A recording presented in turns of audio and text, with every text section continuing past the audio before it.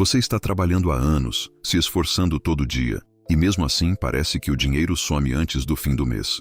Você se pergunta por que algumas pessoas constroem riqueza enquanto outras ficam presas no mesmo ciclo de sempre. Mas e se eu te dissesse que a diferença entre essas duas realidades não está no salário, não está na sorte e não está no momento econômico do país? E se eu te dissesse que existe um princípio silencioso, quase invisível, que separa quem multiplica riqueza de quem apenas sobrevive? Fica comigo até o final, porque esse vídeo pode literalmente mudar o rumo da sua vida financeira. Não é exagero. É o que acontece quando você finalmente entende a lei que governa a prosperidade real. E os próximos 18 minutos vão provar isso para você. Antes de tudo, eu preciso te fazer uma pergunta honesta. Quando você recebe seu salário, ou qualquer entrada de dinheiro, qual é o primeiro movimento que você faz? A maioria das pessoas paga as contas, compra o que precisa, compra o que quer. E se sobrar alguma coisa, talvez poupe. Talvez. E aí está o problema. Esse talvez é exatamente o que mantém 90% das pessoas presas numa vida financeira mediana, sem crescimento, sem liberdade, sem futuro construído com intenção. Porque prosperidade não é acidente. Prosperidade é arquitetura. E toda grande construção começa por um fundamento, não pelo teto. Existe um conceito que eu chamo de fidelidade ao processo, e ele muda tudo quando você entende de verdade. Não é sobre ser fiel a uma pessoa ou a uma religião, embora isso também tenha valor. É sobre ser fiel ao seu próprio processo de construção financeira, semana após semana, mês após mês, independente do que o mundo esteja gritando ao redor, independente de crise, de eleição, de dólar subindo ou caindo. A fidelidade ao processo é o que separa o investidor do apostador, o construtor do consumidor, o livre do endividado. E hoje eu vou te mostrar como aplicar isso na prática real, no seu dia a dia, com o dinheiro que você tem agora, não com o dinheiro que você sonha ter um dia. Warren Buffett, o maior investidor da história humana, disse algo que ficou gravado na minha mente e que eu repito sempre que a impaciência bate na porta. Ele disse: alguém está sentado à sombra hoje porque alguém plantou uma árvore há muito tempo atrás. Pensa nisso por um segundo. A sombra que você desfruta hoje é resultado de uma decisão tomada por alguém que você nem conhece, em um momento que você não viveu. E a sombra que os seus filhos vão desfrutar amanhã depende do que você planta hoje. Não amanhã. Hoje. Esse é o primeiro bloco do princípio que estamos construindo aqui juntos. Agora vamos falar de números, porque teoria sem prática é só filosofia barata. Imagine dois jovens, os dois com 25 anos, os dois ganhando a mesma renda mensal. O primeiro começa a investir imediatamente, mesmo com pouco, R$ 200 por mês. O segundo espera, porque acha que vai ter mais dinheiro depois para investir de verdade. 20 anos se passam. O primeiro, que investiu com consistência e obteve uma rentabilidade média de 12% ao ano, acumulou mais de R$ 200 mil. O segundo, que esperou a hora certa, ainda está esperando. Esse é o poder dos juros compostos. Einstein chamou de a oitava maravilha do mundo. E quem entende isso ganha. Quem não entende, paga para quem entende. A Bíblia, que há milênios registra a sabedoria mais profunda sobre a natureza humana, já falava sobre isso com uma clareza impressionante. Em Provérbios capítulo 21, versículo 20, está escrito: na casa do sábio há tesouros preciosos e azeite, mas o homem tolo os devora. Tesouros e azeite, reservas e recursos para o futuro. O sábio guarda, o tolo consome. E o que é guardar no contexto moderno?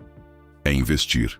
É alocar parte do que você ganha em ativos que trabalham por você enquanto você dorme, enquanto você está em família, enquanto você vive.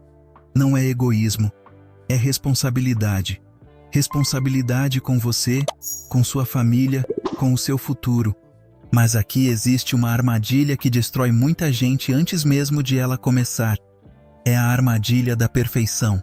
As pessoas ficam paralisadas porque não sabem qual é o melhor investimento, porque têm medo de errar, porque ainda não estudaram o suficiente, porque o momento não parece ideal.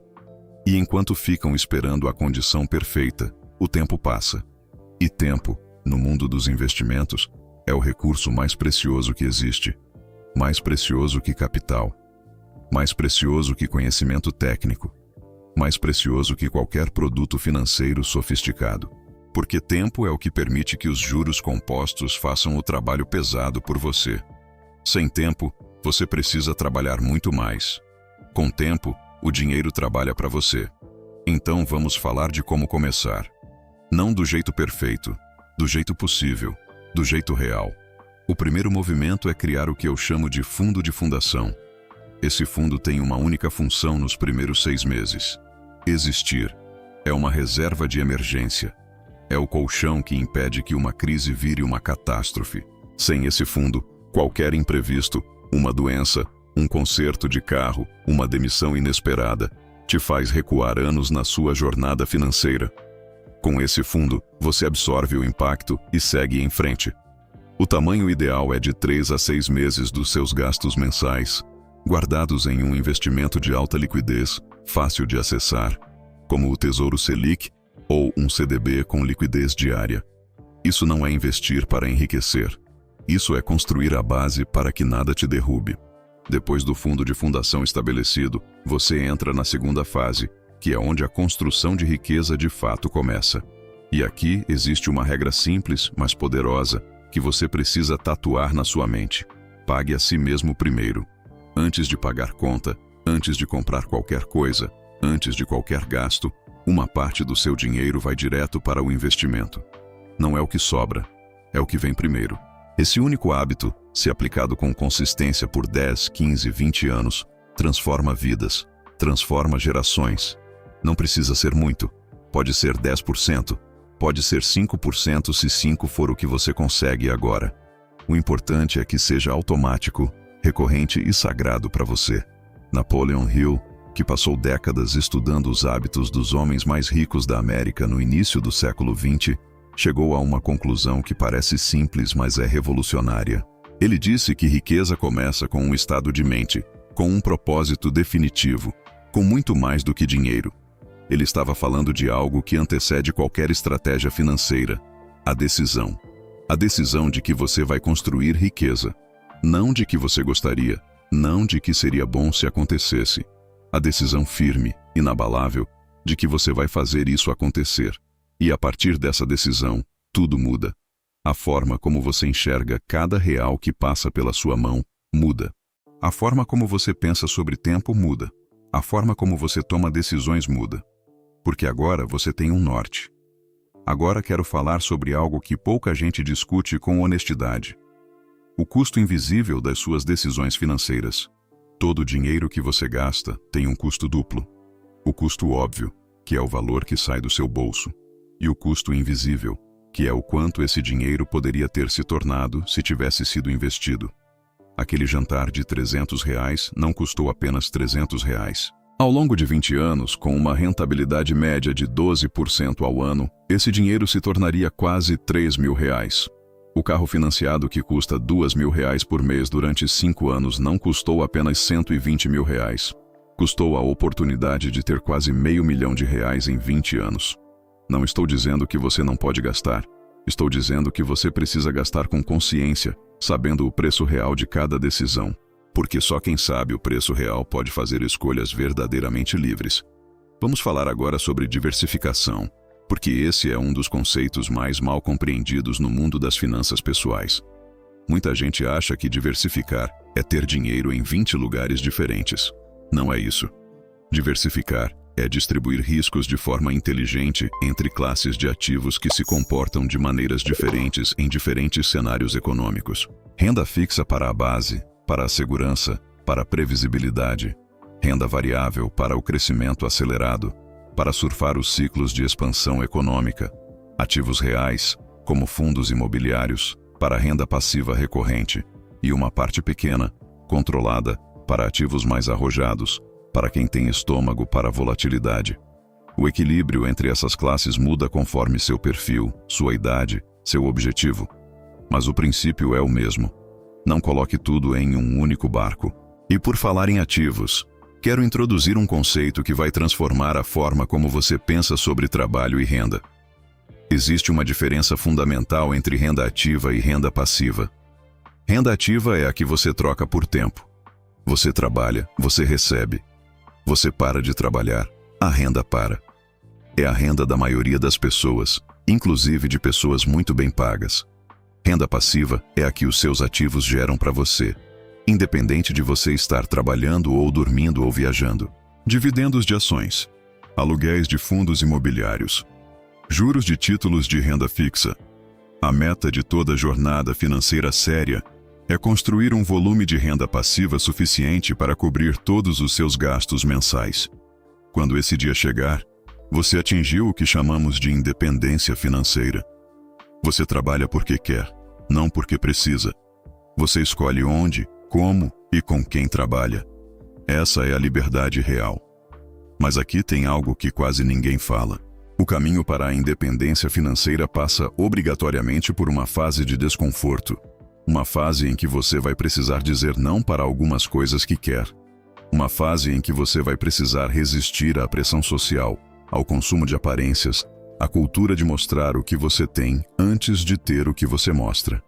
Maquiavel, em sua análise fria e precisa da natureza humana, afirmou que é muito melhor ser temido do que amado, quando se precisa escolher entre um dos dois.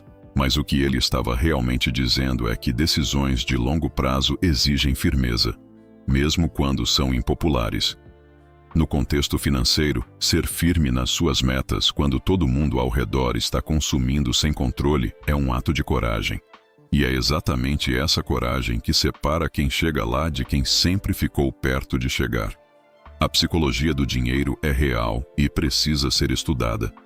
O maior inimigo da maioria dos investidores não é o mercado, não é a inflação, não é o governo, é o próprio investidor. São as decisões emocionais tomadas em momentos de medo ou de euforia. Quando o mercado cai, o medo diz para vender tudo antes que piore. Quando o mercado sobe, a ganância diz para colocar tudo antes de perder o bonde. E esses dois movimentos, repetidos ao longo do tempo, são exatamente o que destrói o patrimônio de investidores que deveriam estar crescendo. A solução é o que chamamos de disciplina estratégica. Você define um plano. Você executa o plano independente das oscilações do caminho. Você revisa periodicamente, mas não impulsivamente. Você investe no longo prazo, sem deixar que o curto prazo te faça desistir. Existe ainda um erro gravíssimo que paralisa pessoas inteligentes, competentes e bem-intencionadas. É o erro de esperar ter mais dinheiro para começar a investir de verdade. Isso é uma ilusão que o tempo nunca vai cumprir, porque quando vier mais dinheiro, vem junto mais conta, mais responsabilidade, mais custo de vida inflado pelo aumento de renda. O ciclo só quebra com intenção. Só quebra com a decisão de que o investimento é prioridade agora, com o que você tem agora. Uma pesquisa do Banco Mundial mostrou que famílias que começam a poupar mesmo com renda baixa têm probabilidade significativamente maior de construir patrimônio do que famílias que esperam ter renda alta para começar a poupar. O comportamento antecede o resultado. Sempre. Vou compartilhar agora um modelo mental que uso e que transformou completamente minha relação com o dinheiro. Chamo de a regra dos 3 destinos. Cada real que entra na sua vida tem 3 destinos possíveis. Consumo, que é o que você gasta no presente. Proteção, que é a sua reserva de emergência. E crescimento, que são seus investimentos de longo prazo. A proporção saudável, para quem está começando a construir, é 50% para consumo, 10% para proteção até completar a reserva e 40% para crescimento. Impossível? Talvez hoje. Mas o objetivo é ir migrando progressivamente recursos do consumo para o crescimento. 1% a mais a cada trimestre já representa uma transformação enorme ao longo de uma década. O caminho não precisa ser perfeito desde o início, precisa ser consistente e com direção certa. E já que estamos falando de direção, preciso falar sobre o papel dos objetivos financeiros claros e específicos. Dizer que você quer ser rico não é um objetivo, é um sonho vago.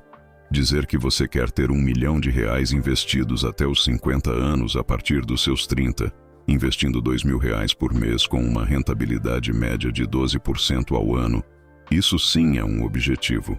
porque é calculável, é rastreável. Você consegue saber, mês a mês, se está no ritmo ou se precisa ajustar. Objetivos vagos geram ações vagas. Objetivos específicos geram planos concretos. E planos concretos, executados com disciplina, geram resultados reais. Quero também falar sobre um tema que pouquíssimas pessoas consideram quando pensam em finanças: a herança intergeracional. Não a herança que você vai receber, mas a que você vai deixar. A maioria das pessoas pensa em finanças como um projeto pessoal, individual, para a própria vida. Mas os grandes patriarcas e matriarcas de famílias prósperas pensam em finanças como um projeto de geração. Eles perguntam: o que eu estou construindo que vai continuar crescendo depois de mim? Que tipo de educação financeira estou transmitindo para os meus filhos? Que hábitos de prosperidade estou plantando na cultura da minha família? Isso não é arrogância, é responsabilidade. É compreender que a maior herança não é o dinheiro em si, mas o conhecimento e a cultura que fazem o dinheiro crescer. E falando em crescimento, quero encerrar com o conceito mais poderoso que existe no campo das finanças pessoais: o reinvestimento. Quando um investimento gera rendimento, o que você faz com esse rendimento determina se você vai crescer geometricamente ou linearmente. Reinvestir os rendimentos, deixar que eles se somem ao capital principal e gerem ainda mais rendimentos, é o que ativa de verdade o poder dos juros compostos. É a diferença entre uma bola de neve pequena que rola devagar e uma bola de neve gigante que cresce em velocidade exponencial conforme desce a montanha. Os ricos ficam mais ricos não porque ganham mais do que os outros, é porque reinvestem mais. Porque entendem que cada real gerado é um trabalhador que pode contratar outros trabalhadores, que por sua vez contratam outros. É um exército financeiro que cresce enquanto você dorme. A fidelidade ao processo que mencionei no começo desse vídeo não é sobre sacrifício.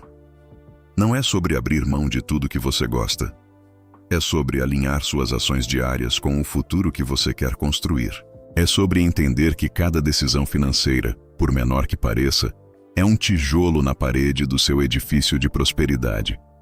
E que a grandeza do seu edifício vai depender não de um dia extraordinário, mas de centenas de dias ordinários vividos com intenção, com disciplina e com fé no processo.